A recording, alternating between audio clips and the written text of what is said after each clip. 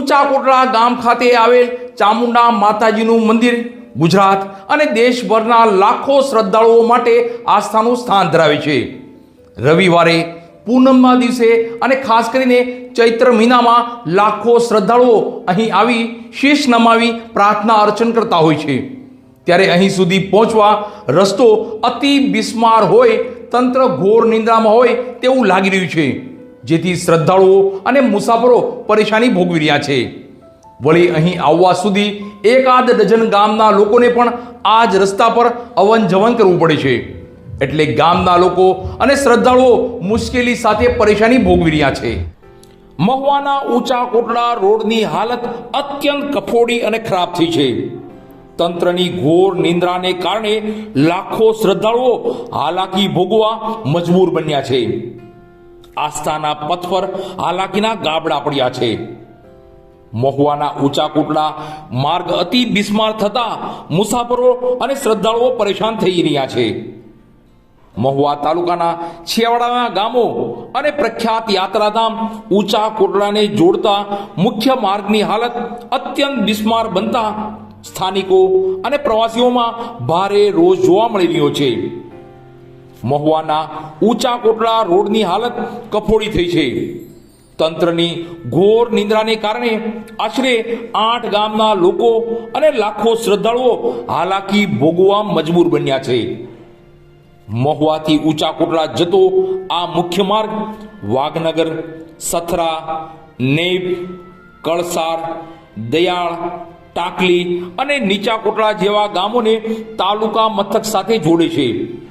વર્ષોથી આ રોડની યોગ્ય મરામત ન થવાને કારણે ડામર પણ ઉખડી ગયો છે અને ઊંડા ખાડાઓ પડી ચૂક્યા છે।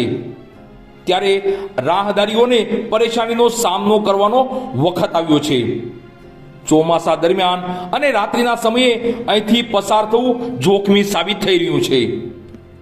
આ રોડ અમે ઊંચા કોટડાથી 26 કિલોમીટર મહુવા જવા માટે એટલી તકલીફ થાય છે કે જો અમારે હું ઊંચા કોટડાથી છું અને યાત્રિકો પણ હાવ ઓછા થઈ ગયા છે, અને એ બદલ ભગોડા કે બગદાણા એ બધા યાત્રિકો અમારે 30% અત્યારે આવે છે અને 100% ત્યાં વયા જાય છે। અને હાલમાં અત્યારે અમે જઈએ છીએ તો આ અડધી કલાક પોણી કલાકનો રસ્તો થઈ ગયો, આ 10 મિનિટનો રસ્તો હતો, એના બદલામાં આ 26 કિલોમીટર એટલું છે કે જો ના મહુવા પહોંચી તોય કમર દુખવા મળે, બધી અલગ અલગ ગાડીઓ ખરાબ થઈ જાય। એક વર્ષે નથી ચાલી ગાડી, અને જો અમને જોઈ શકો છો બધા યાત્રિકોને અહીંયા જો બધા ઊભા છે। ઊંચા કોટડામાં આવેલું માં ચામુંડાનું પ્રખ્યાત દેવસ્થાન ગુજરાતભરના લાખો ભાવિકો માટે આસ્થાનું કેન્દ્ર છે।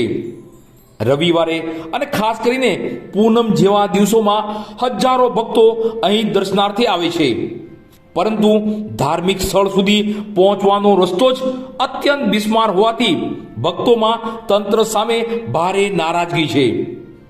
વાહનોમાં તોડફોડ અને અકસ્માતનો ભય સતત તોળાઈ રહ્યો છે।